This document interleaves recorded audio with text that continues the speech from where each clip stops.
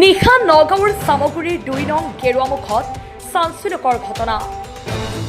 জোৱাইকৰ দাৰ খাপত আঘাতপ্ৰাপ্ত শাহুৱেক আৰু খুলখালী।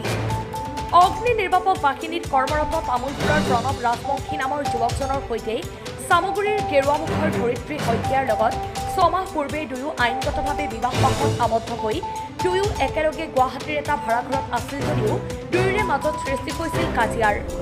পৰৱৰ্তী সময়ত পত্নী ধৰিত্ৰী শইকীয়া মাতৃৰ গৃহলৈ উভতি আহি স্বামীৰ অজ্ঞাতে শ্বিলং ফুৰিবলৈ যোৱাটোৱে দুয়োৰে মাজত ফোনতে সৃষ্টি হয় কাজিয়াৰ। স্বামী প্ৰণৱ ৰাজবংশীয়ে পত্নীক বিচাৰি মাতৃৰ গৃহত উপস্থিত হৈছিল যদিও পত্নীক বিচাৰি নাপাই নিজকে দাৰে শেষ কৰিবলৈ লওঁতেই শাহুৱেকে বাধা দিবলৈ লওঁতেই টনা আজোৰাত দাৰ খাপত আঘাতপ্ৰাপ্ত হয় শাহুৱেক আৰু খুলখালী। প্ৰণৱ ৰাজবংশী পূৰ্বে ২টা সন্তানৰ পিতৃ আছে, প্ৰথমা পত্নীও আছে। প্ৰথমা পত্নী থকাৰ পিছতো মিছা প্ৰলোভনেৰে ধৰিত্ৰী শইকীয়াৰ লগত আইনগতভাৱে দ্বিতীয় বিবাহ কৰোৱাৰ অভিযোগ শাহুৱেকৰ। নিশাৰ ভাগতেই ঘটনাস্থলীত নগাঁৱৰ চামগুৰি আৰক্ষী উপস্থিত হৈ আটক কৰে প্ৰণৱ ৰাজবংশীক। এতিয়া আৰম্ভ কৰিছে প্ৰাৰম্ভিক তদন্ত। ভিডিঅ' জাৰ্নেলিষ্ট মৃণালৰ সহযোগত নগাঁৱৰ পৰা বিভূতি বৰাৰ প্ৰতিবেদন বটদ্ৰা লাইভ। কোন হয় তোমাৰ? সেই কোন আছিলে? শাহু মা। কিহৰ কাৰণে তুমি গলত হাত দিছিলা? মানে মোৰ ফেমিলি আজি তাই শ্বিলঙত গৈছিল, গৈছে তাৰপিছত তাই 2 নে 3 দিন হ'ল ঘৰৰ পৰা নোকোৱাকে গৈছিল। তাৰপিছত মই তাইক সুধিছো ক'ত গৈছ? তাই কৈছে শ্বিলং গৈছিল। মই বোলো কাৰ লগত গৈছিলি? তাই কৈছে মোৰ কথা মোৰ লাইফ। তাৰপিছত মই কৈছো যে ঠিক আছে মই ঘৰলৈকে গৈ আছো। মই আজি ঘৰৰ পৰা ভিজি গুৱাহাটীলৈকে আহিছো। গুৱাহাটীত আৰু মোৰ ৰুমটো এৰিছিলোঁ, ৰুমৰ বস্তু বাহিনীখিনি লৈ ইয়ালৈকে আহিছোঁ। মই অহাৰ পিছত তাই ঘৰত নাই। তাৰপিছত মই অলপ জ্বালাফাল কৰিলোঁ, বল ঠিক আছে বাৰু তহঁতে নিজৰ লাইফত চলে উঠি থাক। মই কটাৰীখন আনি পেলাই গলত গৈছিলোঁ। তুমি কিবা চাকৰি কৰা নেকি? ফায়াৰ ব্ৰিগেডত কৰা। এতিয়া তুমি তোমাৰ মানুহজনীক তুমি মাৰপিট কৰিছা? তাকোৱে মই একো মাৰপিট কৰা নাই। মই নিজৰ কটাৰীখন মই নিজৰ গলত লৈছিলোঁ। মাকে টানি লৈ যাওঁতে মাকৰ হাতখন কাটিছে। তুমি বিয়া ক'ৰ পৰা পাতিছা? চামগুৰিৰ পৰা। তোমাৰ ঘৰটো? তামোলপুৰ। তোমাৰ ঘৰ তামোলপুৰ হয়। চাকৰি ক'ত কৰা? মই ফায়াৰ চাৰ্ভিচত। কোন জেগাত কৰা? মই দিছপুৰত। দিছপুৰত কৰা। ২ নং গেৰুৱামুখ। কি হৈছিল আজি ঘটনাটো? আজি ঘটনাটো মানে মোৰ ছোৱালীজনীয়ে এওঁৰ লগত প্ৰণৱ হাজৰিকাৰ লগত পলাই গৈছিলে। যাওঁতে আজি ৬ মাহ হ'ল। ৬ মাহত 5 মাহ ঠিকে আছে। তাৰপিছত আজি এমাহৰ পৰা মানে তাইৰ লগত অলপমান কাজিয়া পেচাল লাগি থাকে। তাই আহে ঘৰত, আহি পেলাই আকৌ যায়। তেওঁ সহ্য নহয় পেলাই। তেওঁ যে প্ৰথম বিবাহ কৰি থৈছে মোৰ ছোৱালীয়ে নাজানে। তেওঁ মনে মনে নি কোৰ্ট মেৰেজ কৰালে। কোৰ্ট মেৰেজ কৰোঁতেও মই গম নাপাওঁ একো। তাৰপিছত যোনদিনা গম পাইছোঁ সেইদিনা সি আমাৰ ঘৰত আহিছে তাইৰ লগত কাজিয়া লাগোতে তেতিয়া মই ক'লোঁ যে তই কোৰ্ট মেৰেজ কৰিছ, এতিয়া তই তাইক লৈ গুচি যা, মই নাৰাখোঁ এনেকৈ ক'লোঁ। কওঁতে তাৰপিছত পঠিয়াই দিওঁতেতো আজি ভাদত গৈছে, আজি 7 মাহ হ'ল। তাৰপিছতে কালি কিবা কাজিয়া লাগিছে, ছোৱালী ঘৰত আহিছে। আহি লৈ পেলাই তাই মানে ক'তো ফুৰিব কৰিব যাব নোৱাৰে। সি গৈ পেলাই ঘৰত গৈ তাৰ মাইকীটোৰ লগত থাকেগৈ। তাই ক'তো যাব কৰিব নোৱাৰে, মানে ওলাব নিদিয়ে ঘৰৰ পৰা। তামোলপুৰত। মাৰধৰ কৰিছে মানে সি আহিছে, আহোঁতে মোৰ ছোৱালী ৰাতিপুৱা 11টা বজাতে ওলাই গুচি গৈছে। সি হেনো ফোনতে কৈছে তোক গৈ পিচ কৰিম। তেনেকুৱাতে তাই মোক কৈছে মা মই নিজে মৰি যাম, মই তাৰ হাতত নমৰোঁ, মই ওলাই আহিলোঁ, তহঁতে মোক বিচাৰিব নালাগে। মই এঘৰ মানুহত মানে এজনী বয়সস্থ মানুহ চাওঁ মাহেকীয়া চিষ্টেমত। তাৰপিছত চাই পেলাই মই সন্ধিয়া ঘৰত গৈছোঁ। গৈ পেলাই তাৰপিছত সৰু ছোৱালীয়ে কৈছে মায়ে বাটো নাইকিয়া, ফোন মাৰিছোঁ, ফোনটো চুইচ অফ দেখুৱাইছে, চুইচ অফহে দেখুৱাই আছে। তেনেকুৱাতে তাইক ফোন মাৰিছোঁ যে চুইচ অফ দেখুৱাইছে। এগৰাকী মানুহে কৈছে যেন চিন্তা কৰিব নালাগে, তাই মৰিবলৈ যোৱা নাই, আছে তেনেকৈ কৈছে। 7 মাহ হ'ল। কিমান বছৰ বয়স আপোনাৰ ছোৱালী? বয়স 21 বছৰ হয়।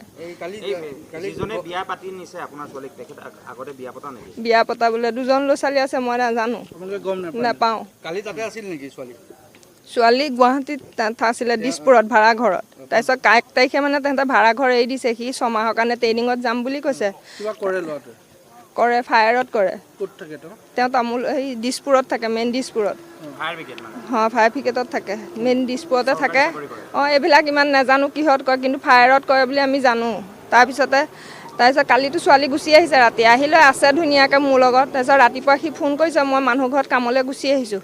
আহোঁতে মই গৈছোঁ, গৈ পেলাই মই শুই আছোঁ, ফোনটো মাৰি আছোঁ, চুইচ অফ। মই বোলো মৰিলে নে কি, কাইলৈ ৰাতিপুৱা লাষ্টটো পাম, মই সেইটো বুলি ভাবিছোঁ। কিন্তু সি যে আহি আছে মই নাজানো। কিন্তু তাইক যে কৈছে যে মই গৈ তোক পিচ কৰিমগৈ এনেকৈ কৈছে, আৰু একো কোৱা নাই। তাই চুইচটো অফ কৰি থৈ দিছে।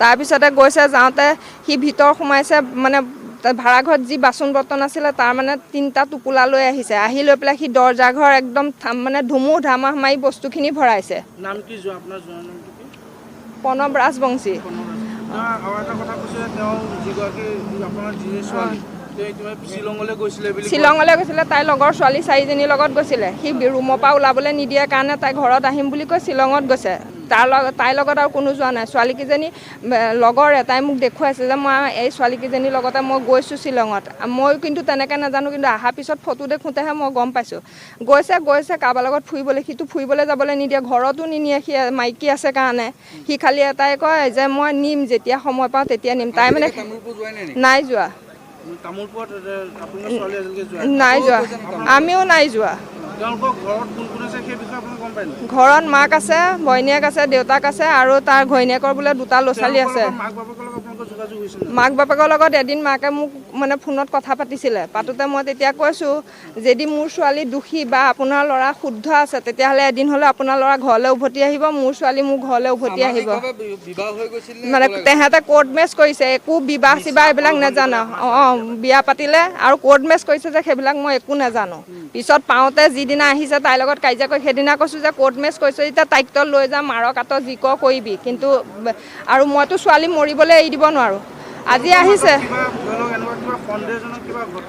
সন্দেহজনক মানে সিও বোলে তাই যে ঘৰত যায় তাইক হেনো কোৰ্ট মেচ কৰাৰ আগত হেনো কৈ লৈছিলে যে বোলে মই তোক নিলে মই সেইজনী মাইকীৰ লগত নাথাকোঁ ঘৰত কোনোদিন নাযাওঁ ঘৰৰ মানুহ এৰি দিম তাই মানে সেইটোৱে কয় যে তই মোক ক'লি কোৱাৰ বাবদ মানে তই এৰি দিম বুলি কৈ এতিয়া কিয় এৰি নিদিয় মানে আপোনাৰ ছোৱালীয়ে গম পাই যে তেওঁ আগতে বিয়া পাতিছে বুলি প্ৰথমতে পাতিছে বুলি গম নাপায় পিছত সি কৈছে বোলে কওঁতে তাই ছোৱালীয়েও তেওঁলোকৰ মাক বাপেকক কৈছে যেন হেৰি নহয় আপোনাৰ ল'ৰাক লৈ গুচি যাওক এনেকৈ কৈছে তেতিয়া কৈছে ডাঙৰ বোৱাৰীজনী মোৰ লগতে থাকিব ল'ৰাটো মৰিবলৈ নিদিবা তুমি গুচি আহা এনেকৈ বোলে কৈছে আজি কিবা আপোনাৰ হাত কাটিছে মানে সি যেতিয়া বস্তুখিনি সোমোৱাতে ধুমু ধামা দৰ্জা মাৰিছে মই তেতিয়া তাক কৈছোঁ তোৰ বাপেৰৰ ঘৰ নেকি মোৰতো বনাই দিয়া মানুহ নাই মই ল'ৰা ছোৱালী 2টা লৈ পেলাই থাকোঁ সি কৈছে কথা চাই চিতি কৰিবি এনেকৈ কৈছে তাৰপিছত কওঁতে সি আকোৱাদাখন বেৰতে আমি বেৰতে থৈ দিওঁ থওঁতে সি আকোৱাদাখন লৈছে লওঁতে মই ভাবিছোঁ আকোৱাদাখন দি কি কৰিব তাৰপিছত মই বোলো আকোৱাদাখন দে সি কৈছে কাটি পিচ কৰি দিম তেতিয়া মই কৈছোঁ আকোৱাদাখন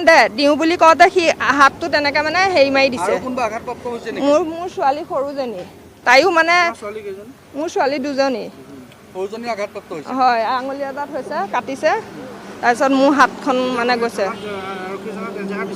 এজাহাৰ মইতো দিব নোৱাৰোঁ মোৰ কোনো নাইকিয়া মোৰ বাহঁত আহিছে দিছে